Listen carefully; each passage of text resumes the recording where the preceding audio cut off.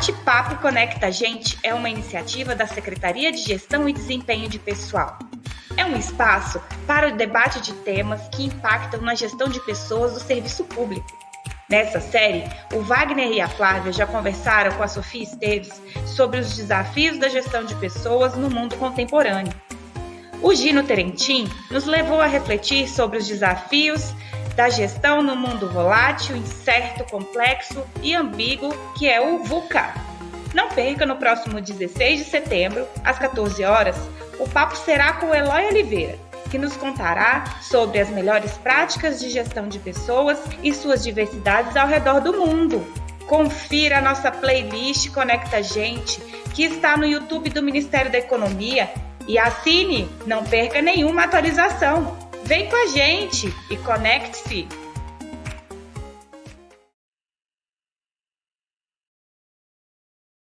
Bate-Papo Conecta a Gente é uma iniciativa da Secretaria.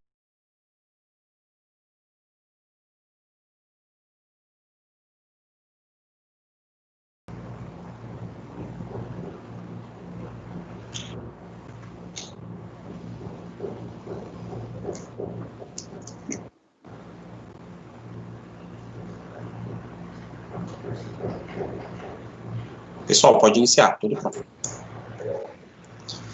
Muito boa tarde a todos, iniciando mais um Bate-Papo Conecta a Gente, a terceira edição do nosso bate-papo aqui da Rede de Gestores de Pessoas do Governo Federal. Hoje a gente com um convidado super especial, Eloy Oliveira, nosso parceiro aí em tantas pautas nessa área de gestão de pessoas no serviço público, que vem conversar com a gente sobre as melhores práticas de gestão de pessoas e suas diversidades ao redor do mundo. O Eloy é um estudioso aí a respeito, além de um cara que trabalha na prática, um cara que estuda e foi conhecer melhores práticas de gestão de pessoas ao redor do mundo e vai trazer esse conhecimento para a gente aqui, bater esse papo conosco, dentro desse espírito que a gente tem do Conecta a Gente, de trazer assuntos relacionados à temática de gestão de pessoas no serviço público, para melhorar cada vez mais essa área que é tão importante, tão estratégica para qualquer organização, seja pública ou privada. Então, a gente fica muito feliz de receber o Eloy aqui. Eu vou ler rapidamente o currículo do Eloy.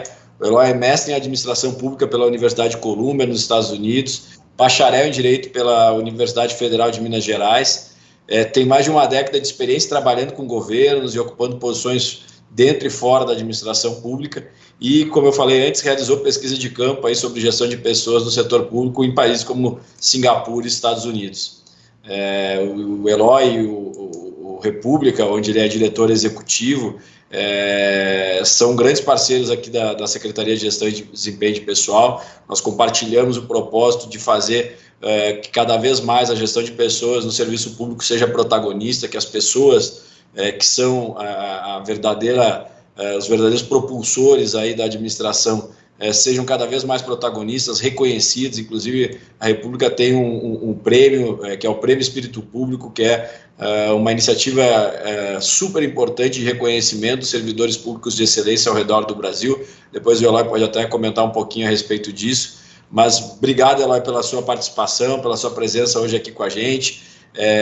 Seja muito bem-vindo ao Conecta a Gente e vamos bater esse papo. Vou passar agora a palavra para a Flávia.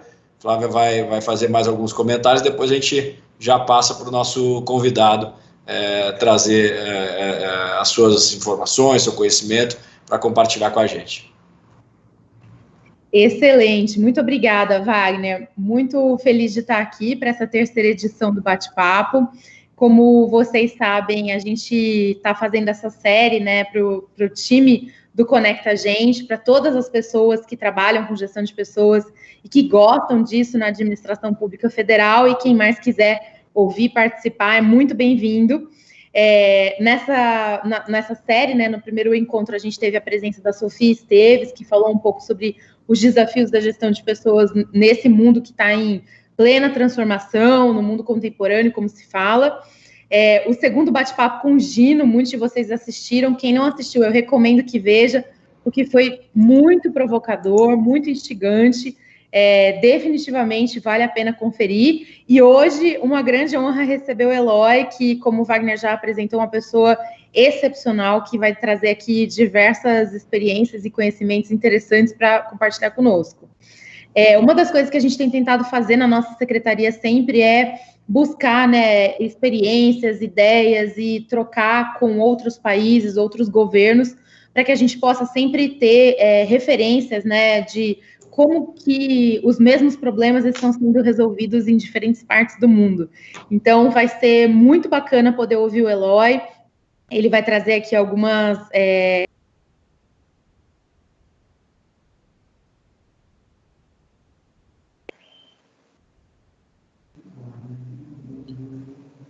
Acho que deu uma travadinha aqui na Flávia.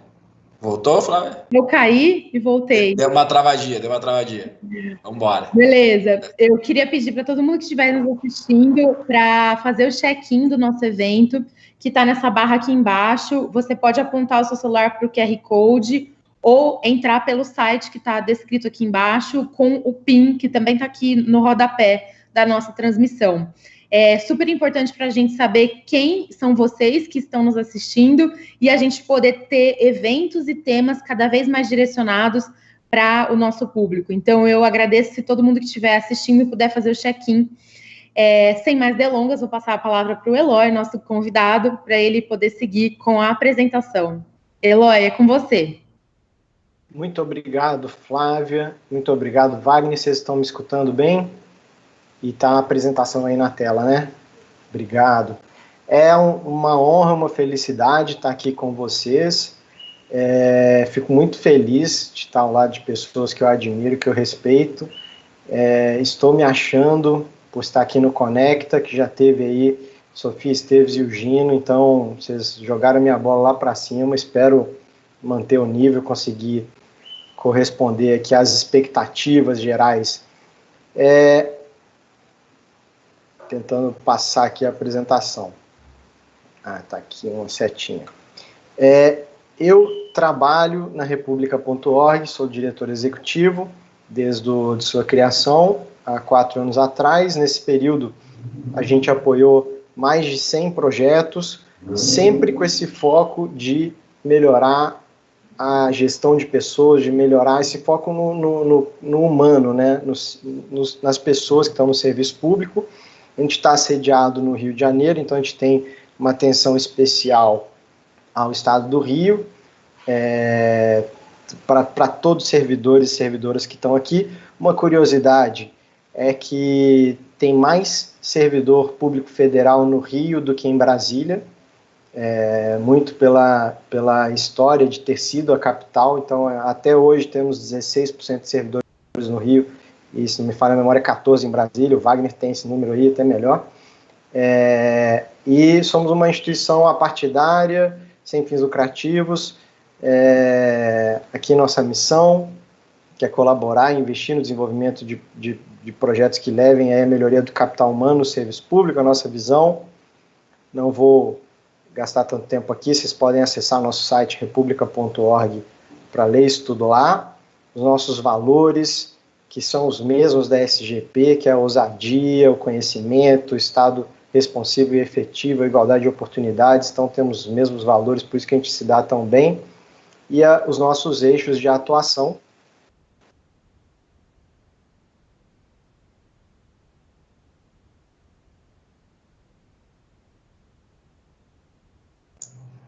Acho que deu mais uma trancadinha aqui agora no Eloy. Vamos ver se ele retorna em seguida aí.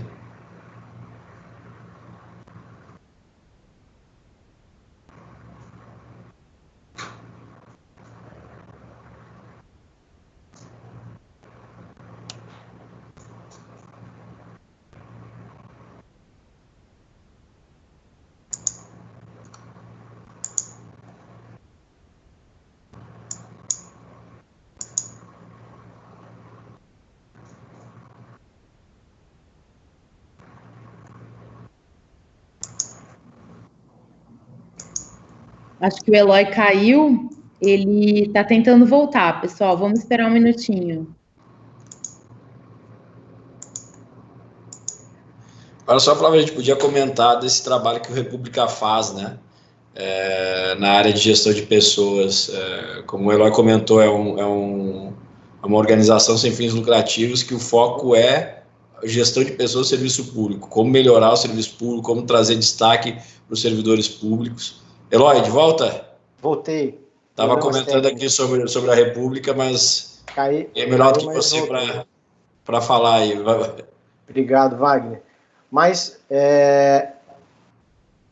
como eu ia dizendo aqui, fiz essa introdução sobre a República, o nosso trabalho, e aí vamos para o assunto que nos interessa. Vou colocar a apresentação aqui de novo, com um pouco de receio de ser ela que estava travando a gente, espero que não. Mas nesse trabalho da República eu acabei me deparando aí com boas práticas dentro dessa área de gestão de pessoas de diversos países e fui tentar entender, tentar aprender para trazer essas boas práticas para a gente melhorar o nosso serviço público, a gestão de pessoas no serviço público brasileiro. E aí eu trouxe esses dois exemplos, que é um dos Estados Unidos e um de Singapura, para compartilhar com vocês. E o primeiro, ele está até relacionado com um tema super quente, que é a pesquisa de clima organizacional. A SGP e o governo federal, de forma pioneira, estão trazendo agora a pesquisa de clima organizacional para o Brasil, que vai ser iniciada esse mês. E ela é muito importante, porque para a gente melhorar o nosso trabalho, para a gente melhorar a gestão de RH, para a gente melhorar as organizações, a gente precisa ter dados, né? A gente ficar embasado só no achômetro, eu acho que tem que melhorar isso, eu acho que tem que melhorar aquilo, isso é muito fraco. A gente tem que ter números, tem que ter dados para a gente saber exatamente qual é a prioridade 1, qual é a prioridade 2, qual é a prioridade 3. E além disso, essa pesquisa ela é muito positiva, porque ela mostra para a gente quem está indo bem, e aí você pode ir lá e aprender por que tal secretaria ou tal ministério tem um clima organizacional melhor, e copiar, entender por que eles estão fazendo certo, copiar, e também entender quem não está indo tão bem, e ver por onde melhorar aquela gestão de pessoas naquele lugar.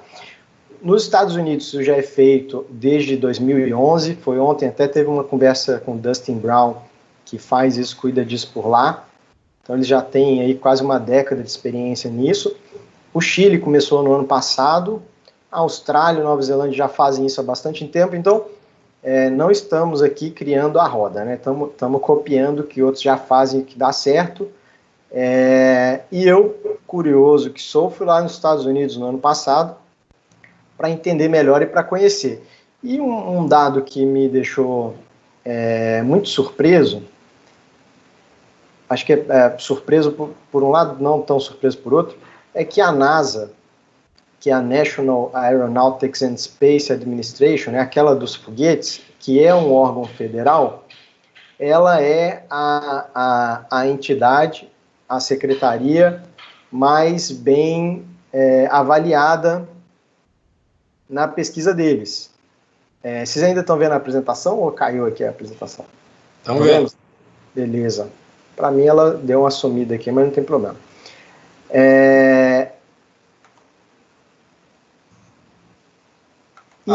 Agora saiu.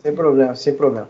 E não só a NASA é a melhor, como ela consistentemente, nos últimos anos, ela é a melhor. Então ela não só é a número 1, como ela é a número 1 desde sempre, e ela vem melhorando os números dela ano após ano.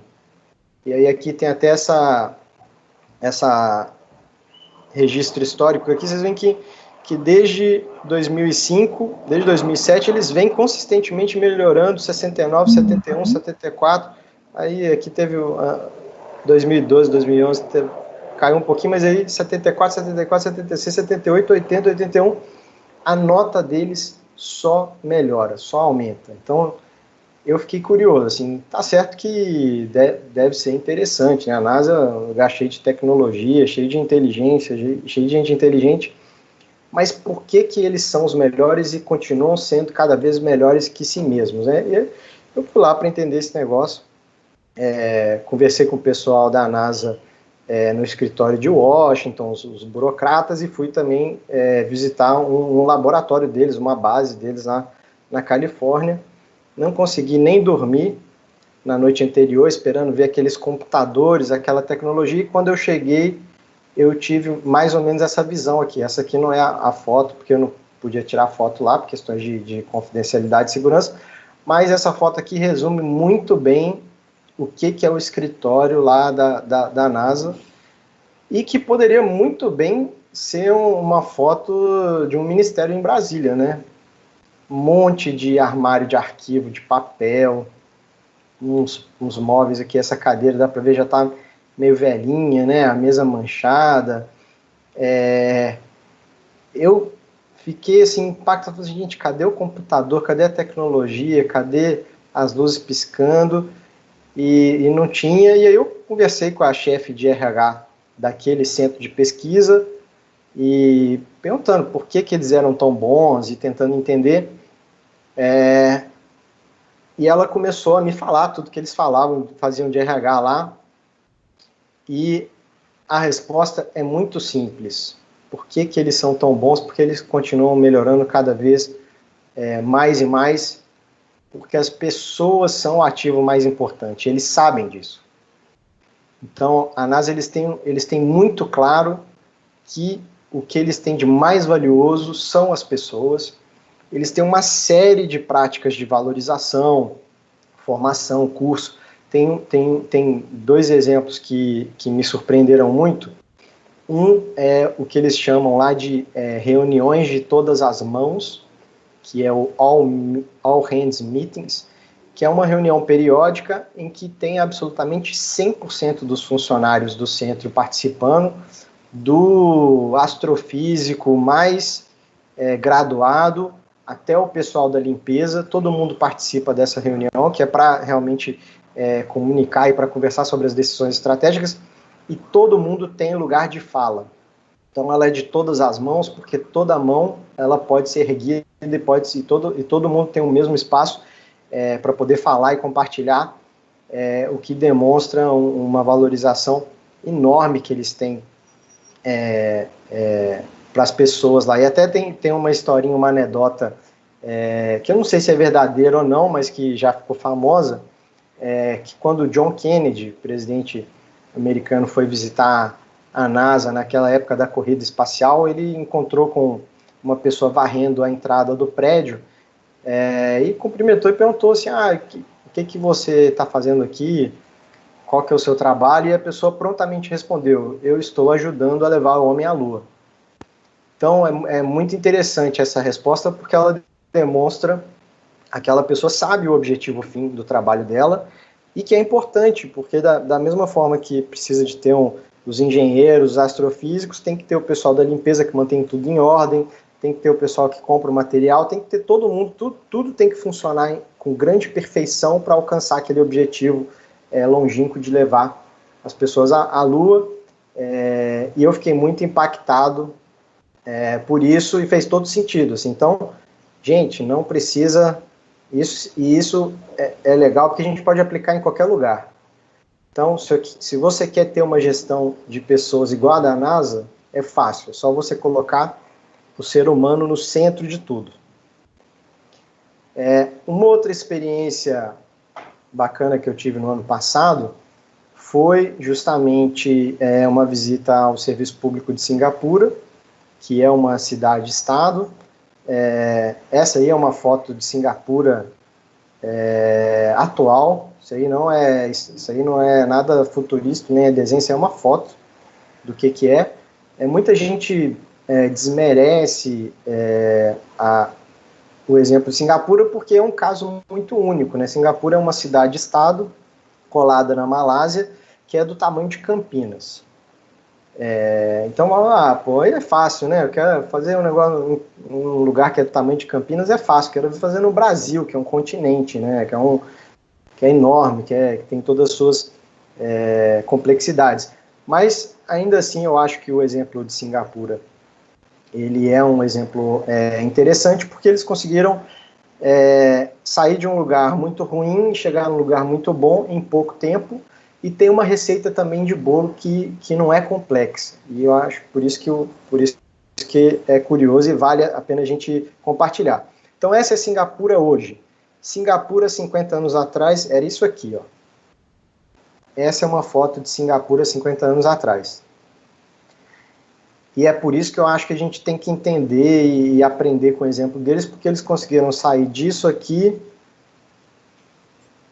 para isso aqui em 50 anos. É uma mudança muito grande, é uma mudança muito significativa em relativamente pouco tempo. E foi interessante, essa foto aqui, que também é ótima, ela mostra o primeiro-ministro de Singapura na época da independência do país, que é o Lee Kuan Yew, que é esse cara que está aí limpando o olho, e essa é a imagem do dia que ele foi para a televisão anunciar que Singapura não fazia mais parte da Malásia e que a partir dali seria um estado independente. E ele está limpando o olho, e até a mensagem que está escrita aqui em inglês, ele está limpando o olho de angústia, de medo, porque Singapura, como eu disse, é um lugar que é do tamanho de Campinas, era pobre daquele jeito da foto que eu mostrei para vocês, e não tinha absolutamente nenhum tipo de recurso. Singapura não tinha nada, não tinha riqueza. Pra vocês terem uma ideia, nem água potável eles tinham lá. Até hoje, Singapura tem que importar uma parte da água potável da Malásia para eles poderem beber. Então, imagina o cara com essa bomba. Ó, vocês estão independentes, Malásia, ó, não quero saber de vocês não, vai para lá, vocês não têm nada, se vira nos 30, um lugar extremamente pobre, 60% da população de Singapura vinha da China, 30% da Índia e 10% da Malásia, e guerras de etnia, de religião comendo solta, uma dificuldade tremenda, mas o Lee Kuan Yew, ele resolveu encarar o desafio e ele entendeu que, apesar de eles não terem nenhum recurso natural, eles tinham um único recurso lá, que era a gente. É isso aí, tinha 60% de chinês, 30% de indiano, 10% de malai, mas era bastante gente. E ele falou assim, poxa, esse é o nosso ativo, nós temos que usar isso a nosso favor. Então ele começou uma política muito forte de educação para as pessoas, para a população, e isso foi sendo refletido na gestão pública também. Uma coisa interessante é que todos os gestores que eu conversei lá, eles tinham passado pelas melhores universidades do mundo, Harvard, Oxford, e eu perguntava assim, nossa, que interessante, e como é que você foi lá? Eu fui parar lá na universidade, o governo pagou meus estudos, e em troca eu tenho que voltar aqui e trabalhar para o governo durante um período para poder recompensar esse investimento que foi feito em mim. Então o governo investiu pesado nessas pessoas, mas com o compromisso delas voltarem e pagarem esse investimento com trabalho de qualidade. Além disso, uma outra coisa da gestão que eu achei interessante é que todo mundo sabe o que tem que fazer. Todo lugar que eu ia, eu escutava algumas frases sendo repetidas que mostravam um grande alinhamento, sabe? Quando as pessoas falam a mesma coisa, você fala assim, poxa, esse pessoal está escutando, né, a mesma diretriz. Então, uma das falas que eu ouvi diversas vezes foi: o sucesso do passado não garante o sucesso do futuro, por isso a gente precisa continuar trabalhando duro. E aí eu ia conversar num outro ministério, num outro lugar, e a pessoa falava, o sucesso do passado não garante o sucesso do futuro, a gente precisa continuar trabalhando.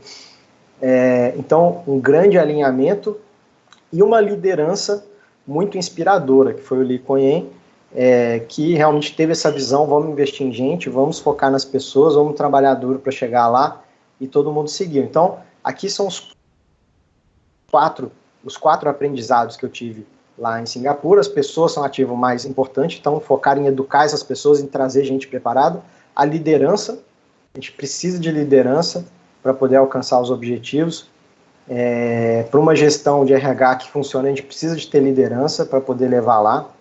Não adianta, se a gente não tiver essa liderança indicando para a direção certa, a gente vai ficar batendo cabeça. O objetivo tem que ser claro e bem comunicado, então o alinhamento de discurso que eu falei para vocês, todo mundo repetindo o mesmo mantra para a gente conseguir alcançar o objetivo, e a busca constante do aperfeiçoamento. Sucesso do passado não garante sucesso no futuro, então temos que continuar nos aperfeiçoando. Tudo isso são aprendizados que eu acho que a gente pode aplicar em qualquer lugar do mundo, e eu tenho certeza que se a gente aplicar esses aprendizados, a gente vai conseguir chegar muito mais longe, a gente vai avançar muito mais. Vou encerrar aqui a minha apresentação, está aí o e-mail republica@republica.org, quem tiver perguntas, também convido vocês a entrarem no nosso site, assinar a nossa mailing, seguir nas redes sociais, e vou passar para o Wagner aqui para trazer perguntas e a gente vai fazendo um bate-papo bacana. Tá no mudo, Wagner. Vira e mexe eu faço isso. Esqueço de tirar do mudo. Muito obrigado, Eloy, pelas tuas palavras aí, pela tua exposição. Eu acho que são dois cases muito interessantes. Em Singapura, inclusive, eu tive a oportunidade de estar lá com o Eloy fazendo essa visita ao governo daquele país da Ásia, e realmente o Eloy trouxe pontos aqui que também me chamaram muito a atenção. Eu destacaria esses dois. Primeiro, que a questão do recurso que eles têm é gente, né, e muitos comentavam que isso, de certa forma, em algum momento gerou essa angústia que o líder do país ali no momento da independência externou, mas também foi uma bênção para eles no final das contas, né? Porque hoje a gente vê com muita clareza que o principal ativo de qualquer sociedade, o principal ativo de qualquer organização é gente, né? E Singapura acabou até por não ter outra opção investindo em gente, e por isso que ela é tão bem sucedida, né? Ela focou todos os seus esforços, tudo aquilo que ela tinha para que as pessoas fizessem a diferença, que as pessoas gerassem riqueza e que as pessoas fizessem que um país que tem zero de recursos naturais se tornasse uma potência econômica, um dos melhores PIBs, potência econômica das suas limitações, porque é um país pequeno, né? Mas um dos maiores PIBs per capita do mundo, uma renda média extraordinária, uma qualidade de vida das pessoas extraordinária, uma educação extraordinária. Então, sem dúvida, apesar das diferenças que existem entre Singapura e o Brasil, a gente também não pode ignorar o que tem de bom lá e as coisas positivas que fizeram com que esse país tivesse essa virada de página, como o Eloy trouxe, num período relativamente curto de tempo, né? Em 50 anos eles eram um país mais pobre do que o Brasil, e hoje eles são um país muito mais rico do que o Brasil. Não só como país, as pessoas são muito mais ricas em média do que aqui no nosso país. Então, e outra coisa que me chamou muita atenção é esse ponto de uma percepção comum, independente se você fala com uma pessoa do público ou do privado, de que o sucesso do passado não é receita de sucesso para o futuro. A gente fez muita coisa boa lá atrás, mas isso não garante que a gente vai continuar fazendo e tendo sucesso nos próximos anos. E aí eles têm uma maturidade muito grande de olhar para si, de olhar para a sua situação, identificar os pontos fortes, identificar os pontos fracos e abordar as questões dos pontos fracos. E aí eu trago um exemplo de uma visita que nós fizemos lá também, e aí eu já entro no pedido aí para o Eloy comentar um pouquinho mais sobre isso, que a gente visitou a escola que prepara os professores da rede pública e do sistema educacional de Singapura. E Singapura é reconhecido mundialmente por ser um dos melhores, se não o melhor sistema de ensino, né, com melhores resultados no PISA, em comparativos internacionais.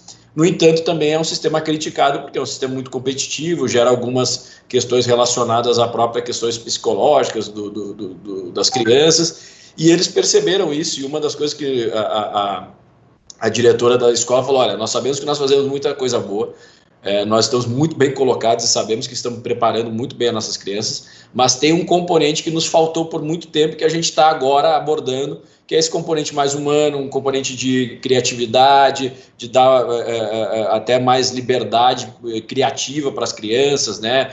Envolver elas em outras atividades que não só o estudo mais duro, mais técnico, né?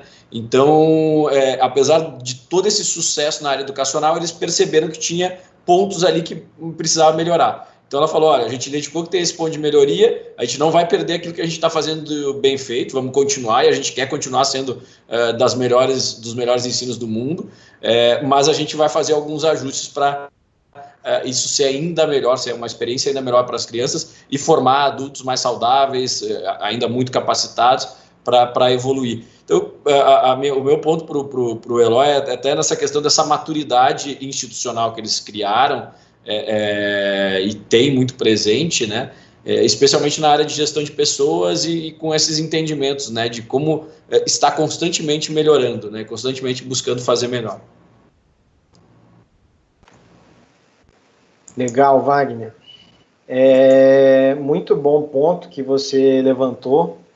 Me lembro dessa visita, né, que foi a escola de formação de professores lá, e realmente surpreendente. Uma coisa interessante, a Singapura, eles até o ano passado eram o primeiro lugar do PISA, que é o índice da OCDE de educação, né?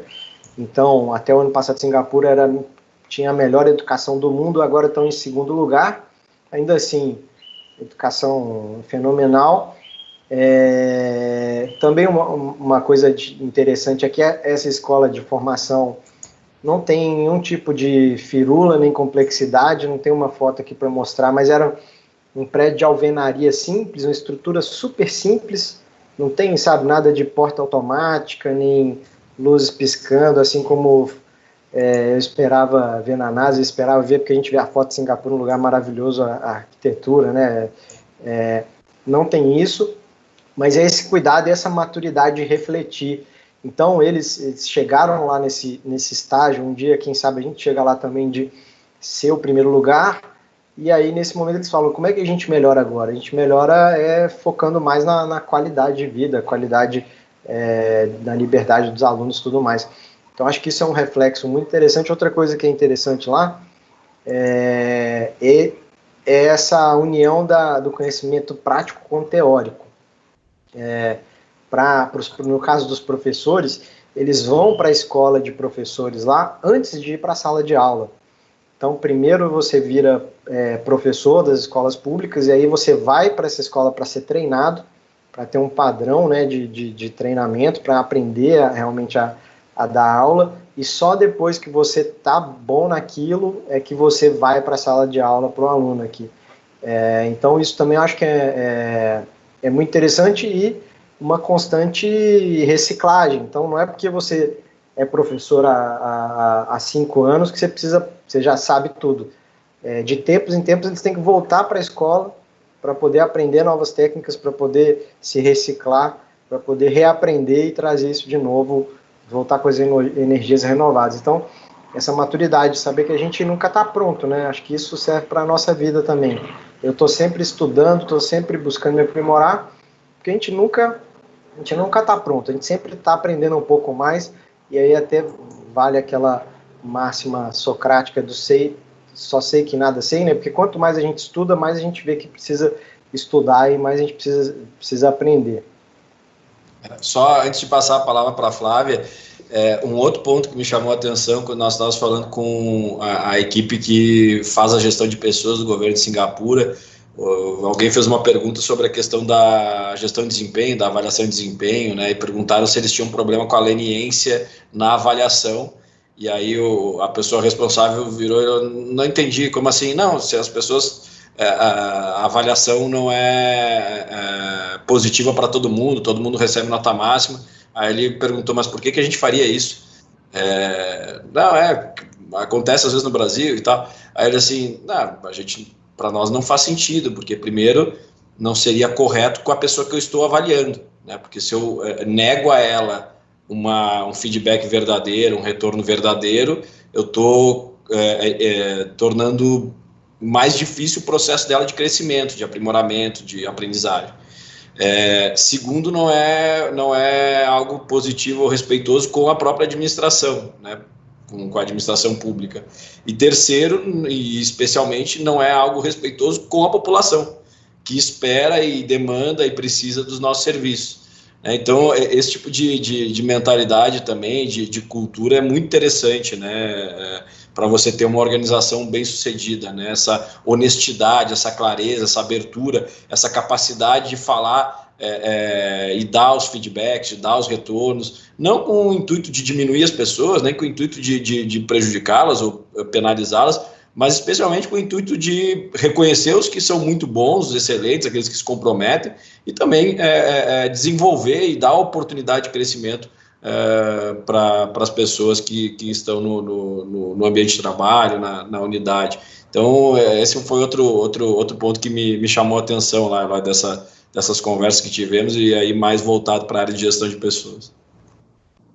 Obrigada, Wagner. Excelente, assim, esse ponto. Acho que um dos aspectos da cultura ainda, né, da administração pública aqui no Brasil, que com certeza a gente precisa trabalhar para desenvolver esse senso, né, de o quão importante é a gente dar feedbacks e saber, né, como que a gente pode melhorar para cada indivíduo. Isso é muito valioso, e para a organização como um todo, então nem se fala. Mas olha só, a gente está recebendo várias perguntas no chat. Eu queria até reiterar aqui para todo mundo que estiver nos assistindo, para que coloquem as suas perguntas no chat do YouTube, e a gente vai fazer as que derem tempo aqui na transmissão ao vivo. Eu queria começar, Eloy, com uma pergunta, até uma colocação aqui da Adriana Nogueira. Gostaria de saber se teriam exemplos de práticas que propiciaram esse engajamento de pessoas com o propósito, né, institucional, o alinhamento dos valores, tendo as pessoas no centro. Você falou aqui um pouquinho da NASA, será que você podia explorar um pouco mais esse ponto? Posso, sim. Muito obrigado, viu, Adriana? Tô vendo aqui, quero elogiar o nível das perguntas, dei uma olhadinha rápida, muita pergunta boa. Tem diversas práticas para a gente poder proporcionar esse engajamento, e tem muita coisa já aqui no Brasil, sim. Um exemplo, eu acho que tudo que gira em torno de valorização dos servidores aumenta o engajamento, né? A gente precisa realmente reconhecer e valorizar os talentos que a gente tem, e uma prática muito, muito simples que eu vi, mas que eu acredito traz todo o impacto e sem grandes custos, é basicamente criar um mural para poder colocar a foto das pessoas, aquela coisa quase McDonald's de funcionário do mês. Uma vez eu entrei numa secretaria de planejamento e fui olhar as paredes e tinham as fotos de várias pessoas, um bombeiro, uma pessoa da saúde, e aí eu perguntei o que era aquilo, e eles falaram assim, não, porque a gente fez no ano passado essa homenagem aos funcionários, a gente pediu para cada secretaria indicar pessoas de destaque que estavam fazendo um trabalho bem acima da média. Essas pessoas, a gente tirou a foto delas, colocou aqui na parede da secretaria, e elas foram homenageadas pelo próprio secretário de planejamento. Gente, que coisa simples, que coisa trivial, né? Assim, você falar obrigado para a pessoa pelo trabalho que ela está prestando, colocar a pessoa na parede e fazer essa homenagem. Quem é que não se sente mais motivado? Quem é que não se sente com mais vontade de trazer resultado, de trabalhar, quando a gente recebe um reconhecimento público, um reconhecimento mesmo privado, né, um telefone, obrigado, parabéns, isso aí que você fez foi excepcional. Então tem muita coisa simples, tem muita coisa trivial que a gente pode fazer. Fora da administração, o Wagner mencionou, a gente criou um prêmio Espírito Público, também com essa ideia de fazer isso, muito obrigado, essa valorização, e tem outras boas práticas que dá para a gente trazer nesse sentido também. Legal, Eloy. Eu vou fazer outra pergunta aqui do pessoal que está enviando. O Henrique Glasmaier pergunta como os países de referência, como Singapura, trabalham para conseguir continuidade de suas boas práticas. Eu acho que esse é um desafio comum aí em organizações públicas, especialmente no nosso país, de dar continuidade, né, em boas práticas e nos projetos. Então, bacana aí a pergunta do Henrique. Obrigado, Henrique. Boa pergunta. Esse é um grande desafio para qualquer lugar. A gente vê aqui no Brasil mesmo, né, e vê em outros lugares, né, nos Estados Unidos, em outros países, boas políticas que não são continuadas por mudanças de gestão. E um fator lá de Singapura que eu acho que contribui para a manutenção dessas boas práticas é justamente a clareza do que está sendo feito e do benefício que está sendo gerado e daquilo que a gente quer alcançar. Então, esse alinhamento de discurso, essa visão bem comunicada para todo mundo, quando todos os gestores, imagina, todos os servidores públicos sabem que eles têm que fazer aquilo para alcançar aquele objetivo e que só fazendo aquilo que eles vão chegar lá, fica muito mais difícil você voltar atrás, porque isso também passa para a sociedade, né? Então, quando a gente comunica bem os objetivos, quando todo mundo sabe o impacto que aquela boa prática, aquela política traz, é muito difícil voltar atrás, porque você tem uma resistência do serviço público, né, das pessoas, você tem uma resistência da sociedade. Eu acho que fazer estudos, criar análises sobre as boas práticas também, elas ajudam a gente a manter. Então, quando a gente consegue fazer uma pesquisa, quando a gente consegue fazer um estudo bem embasado, traz universidades daqui do Brasil de fora para provar por A mais B que aquilo traz resultado, também fica difícil, né? Se você tem 50 estudos mostrando que a gente precisa valorizar as pessoas, porque se a gente valorizar, aumenta 10% a produtividade delas. Fica difícil você não valorizar. É um tiro no pé. É a mesma coisa que você falar assim, não, eu quero menos produtividade, né? Eu quero menos resultado, eu quero serviço público pior. Não dá. Todo mundo quer mais resultado, todo mundo quer melhores serviços e uma vida melhor para a sociedade. Excelente, Eloy, obrigada. Tem mais uma pergunta agora do Fábio Souza do Vale. Não seria interessante que no Brasil fosse implementado algo semelhante a Singapura, de treinar o professor antes de entrar na sala de aula, mas se aplicando aos gestores? Boa. É uma excelente pergunta. Eu acho que é uma ideia, sim, interessante. Não sei se poderia valer para todo tipo de cargo, para todo tipo de posição, mas, na verdade, a gente já faz isso aqui no Brasil, né? Para alguns cargos muito específicos. Então, a gente já tem essa prática. Vou dar 3 exemplos que fazem isso. O primeiro e mais óbvio deles é no Itamaraty. Então, a partir do momento que você passa no concurso público para a carreira diplomática, você já não vai direto para o trabalho, né?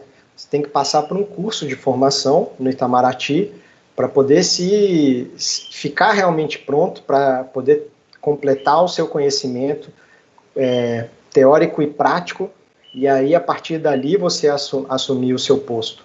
Então, esse é um exemplo. Um outro exemplo é para a carreira dos gestores federais.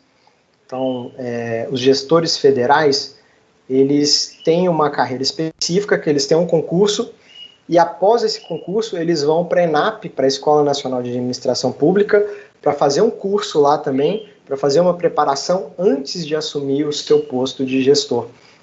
E o governo de Minas, minha terra natal, também tem uma carreira muito parecida, que é a de gestor estadual, em que os gestores também, eles passam por um vestibular, o concurso é um vestibular, na verdade, e eles cursam 4 anos do curso de gestão pública na Fundação João Pinheiro, e só depois de concluir esse curso é que eles vão ser empossados como servidores públicos. Então, a gente já tem isso aqui no Brasil, ainda de forma muito incipiente, mas que gera bons resultados. Acho que a gente tem que entender para quais cargos, mas para quais funções mais isso seria necessário e importante, e trazer já esse aprendizado que a gente tem aqui dentro de casa. Obrigada, Eloy. Legal. Lá tenho duas perguntas, na verdade, aqui. Uma delas é mais um pedido para você comentar um pouco sobre o Prêmio Espírito Público, detalhar um pouquinho mais como surgiu essa ideia, como é que vocês estão trabalhando isso e a importância de uma iniciativa como essa. A gente considera algo muito importante para o serviço público, a gente tem esses momentos de reconhecimento. Vocês têm feito um trabalho incrível nesse sentido, eu queria que você comentasse um pouquinho a respeito. E aí a pergunta outra seria, além desses casos que você trouxe, que outros países você enxerga aí como uma referência positiva, né, que tem um equilíbrio aí e prestam um bom serviço público, atendem bem a população, fazem com que os servidores sejam reconhecidos, inclusive, pela sociedade. Se você puder citar outros exemplos aí, até para, de repente, quem está nos assistindo depois quiser pesquisar um pouco mais e conhecer um pouco mais esses modelos, ter aí um norte de onde pesquisar e quais seriam esses exemplos. Vou começar pela segunda pergunta, então, que eu acho que é um pouquinho mais rápido. Tem dois exemplos que a gente precisa se aprofundar mais, estudar mais, que são exemplos de boa gestão pública e de gestão com foco nas pessoas, e que traz resultado para a sociedade, que são os exemplos da Austrália e o exemplo da Alemanha. São dois países que eu venho pesquisando um pouco mais recentemente e que tem o uso de boas práticas, né? Você vê que na Austrália também eles fazem a pesquisa de clima organizacional, e é até engraçado, quando eu fui nos Estados Unidos fazer a pesquisa para entender a pesquisa de clima organizacional americana, uma das pessoas me perguntou assim, tá, mas o que você está fazendo aqui? Você tinha que estar na Austrália, a pesquisa deles é muito melhor do que a americana. E a americana é um povo que é cheio de si, né? Então, para alguém falar isso é porque realmente o negócio da Austrália é de outro planeta. E a Alemanha também tem um serviço público muito profissional, muito sério, com carreiras bem estruturadas, e não é à toa que esses dois países são destaques mundiais, né? Até agora na pandemia, se a gente for ver os números da Austrália e da Alemanha são excelentes, né? Eles estão conseguindo fazer as coisas funcionarem bem, porque eles têm uma gestão profissional com foco nas pessoas, e isso gera resultados, melhora a vida de todo mundo. Sobre o Prêmio Espírito Público, ele é uma iniciativa coletiva. Nós temos hoje quase 30 instituições que impulsionam esse prêmio, e ele é um prêmio da sociedade, ele é um prêmio da sociedade civil para o serviço público. E eu acho que é isso que traz todo esse arcabouço, toda essa segurança e essa idoneidade para o prêmio. Então ele é um prêmio da sociedade civil para reconhecer e valorizar o serviço público. E a gente começou o prêmio em 2018, estamos agora na 3ª edição, e a ideia é justamente encontrar aí os Wagners e as Flávias que estão espalhados pelos rincões do Brasil, fazendo seu trabalho de forma destemida e destacada, e botar essas pessoas no holofote, tanto para homenageá-las, prestigiá-las, dar um muito obrigado, valorizar o trabalho delas, quanto para servir de exemplo, para ser seguido, né? Então, para ser copiado. As pessoas vão ver, poxa, que legal que a Flávia está fazendo lá no governo federal, vamos fazer o mesmo aqui no nosso governo, vamos fazer o mesmo aqui, e aí as pessoas podem copiar esses exemplos e segui-los. A gente foi bastante inspirado por outros prêmios ao redor do mundo. Nos Estados Unidos tem um prêmio parecido para o governo federal, tem também o Global Teacher Prize, que é um prêmio internacional só para professores. Então tem outros exemplos de prêmio que a gente copiou e adaptou para o Prêmio Espírito Público. E ele é um prêmio que hoje tem 6 categorias, então as pessoas se inscrevem, os servidores públicos eles podem ser indicados ou se inscrever. São saúde, educação, gente, governo digital, meio ambiente e segurança. E tem sido uma experiência muito legal. A gente está agora na fase de avaliação dos inscritos. Temos aí 300 jurados fazendo avaliação, não é modo de falar não, são realmente 300 jurados fazendo essa avaliação, que segue para um comitê de notáveis, de pessoas de altíssimo gabarito que indicam aí os grandes vencedores do prêmio. Também podem ir lá no site www.premioespiritopublico.org.br se vocês quiserem saber mais. Muito legal. Eloy, eu acho que eu posso dar uma palhinha aqui também sobre o espírito público, porque o ano passado eu fui uma das juradas, né, dessa banca grandiosa aí de 300 pessoas. E as histórias, né, que eu li dos candidatos foram absolutamente incríveis, assim, me inspiraram muito, algumas delas até me emocionaram, então eu posso dizer que é realmente excepcional. E fica aqui já o convite a todos os servidores que estão nos assistindo, para vocês conhecerem o prêmio e se inscreverem no ano que vem. Esse ano não dá mais tempo, porque já está na fase da banca, mas no ano que vem, fiquem atentos, participem, indiquem os seus colegas, porque é realmente, assim, muito especial. Queria passar aqui, talvez, para a nossa última ou penúltima pergunta. Vamos ver como é que vai ficar o nosso tempo. Eloy, o Lucas Ribeiro Prado pergunta: como a troca de gestão impacta a gestão de pessoas nos outros países, como Singapura e Estados Unidos? Acho que não só restrito a esses países, mas, eventualmente, se você tiver alguma consideração ou experiência de outros lugares, compartilhar com a gente. Obrigado, Lucas. Boa pergunta. Impacta, né, gente? Tem impacto, sim. E esse impacto ele pode ser maior ou menor, dependendo da estrutura que a gente tem. Na Inglaterra, por exemplo, o primeiro-ministro, ele indica 100 pessoas só. Então, quando muda o primeiro-ministro, muda 100 pessoas na gestão do governo federal lá. É isso. Então, tem um impacto sim, porque são as 100 pessoas que têm uma posição de influência e de direção muito grande, muito forte, mas é um impacto controlado. Nos Estados Unidos tem impacto sim, tem mudança. Até a pesquisa de clima organizacional ela é interessante para a gente ver que da mudança do governo Obama para o governo Trump, teve uma queda de índice no clima organizacional, então você vê que teve um impacto no clima, e isso tudo, e em Singapura também vai ter impacto, porque é o fator da liderança que a gente falou. Se muda a liderança, muda a direção, né? Nem sempre você vai conseguir estar numa direção totalmente igual à anterior. A gente pode criar ferramentas para garantir que as boas políticas públicas continuem, tenham permanência, isso acho que diminui esse impacto da mudança, mas alguma coisa vai mudar. E é necessário também que alguma coisa mude, né? Então, assim, a mudança nem sempre é negativa, a mudança ela tem o seu fator positivo, tem muita mudança que vem para o bem, e precisa vir. Então, acho que é só a gente conseguir achar formas de controlar e de moderar essa mudança.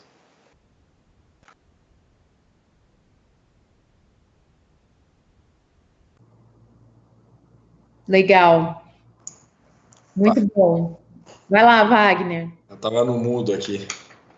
Não, eu só queria recuperar também um tema que o Eloy trouxe sobre a pesquisa de clima, né? Na verdade, um recado aqui também. Como o Eloy destacou, a gente está realizando aí a pesquisa de clima pela primeira vez para toda a administração pública federal, né? A gente quer, através dessa pesquisa, ouvir os servidores públicos, né? Como eles percebem o seu ambiente de trabalho, como eles estão enxergando a sua rotina, o seu dia a dia, para que isso paute e ajude na tomada de decisão naquilo que toca a gestão de pessoas, né? Então, é algo extremamente importante, a gente está super entusiasmado com esse projeto, algo que é muito compartilhado já há bastante tempo e realizado na iniciativa privada aqui no Brasil. Grandes empresas fazem esse trabalho anualmente, mas também, como o Eloy trouxe, diversos outros países, governos também utilizam essa ferramenta, porque de fato é uma ferramenta importante para a gestão de pessoas e traz resultados positivos, tanto para a administração quanto especialmente para as próprias pessoas que trabalham na organização, né? Então, a gente está realizando esse trabalho, é uma parceria que a gente está fazendo com a ENAP, com a República e com a Great Place to Work, que é uma especialista nessa área de pesquisa de clima organizacional. e a gente convida aí os servidores já para preencherem, darem a sua opinião ali, irem no questionário, responderem, porque sem dúvida nenhuma a resposta de cada um vai ser fundamental nesse processo. E aí eu vinculo com a pergunta que eu ia fazer para o Eloy, que é a seguinte, e ele já deu uma pincelada sobre isso, que é a importância dos dados, das informações na tomada de decisão.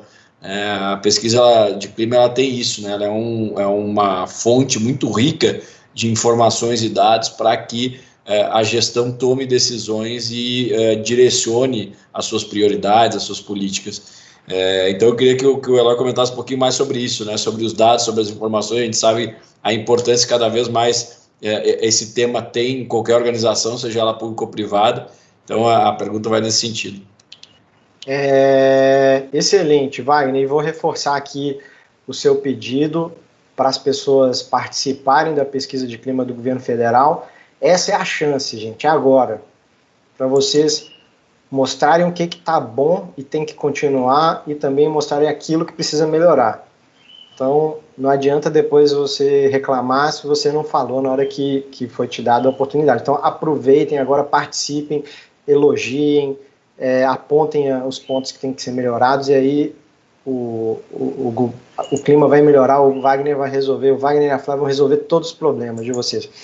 Os dados são fundamentais, assim, tem um exemplo que não é tanto de RH, mas que ilustra muito bem a importância dos dados, né, a importância da gente mergulhar e ter fundamentos para tomar as decisões. O pessoal do Laboratório de Políticas Públicas do MIT, que é a universidade americana, que se chama J-POL, esse laboratório, que é Poverty Action Lab. Eles ganharam o Prêmio Nobel de Economia no ano passado, mas bem antes disso eles foram fazer uma pesquisa na África para entender a custo-efetividade de diversas medidas para melhorar a educação, para manter as crianças na escola. E aí tinha uma série de medidas, fornecer lanche, dar uniforme, sala de aula bonita, transporte, vermífugo. Levantaram vários e eles têm uma metodologia para testar cada uma delas. Então eles testaram todas durante vários anos para ver que impacto que cada uma daquelas medidas tinha na manutenção das crianças na escola. E a partir de dados, a partir de evidência, a partir de estudos, eles conseguiram provar que a medida mais custo-efetiva, que era mais barata e trazia um maior impacto de permanência das crianças na escola, era justamente dar vermífugo. Se você pegasse essa lista, você ia passar direto. Mas eles estudaram, se aprofundaram, e aí eles foram entender por quê. Porque a criança, quando ela não tem verme, ela está mais atenta, ela está se sentindo bem, ela falta menos a aula, ela aprende mais e melhor.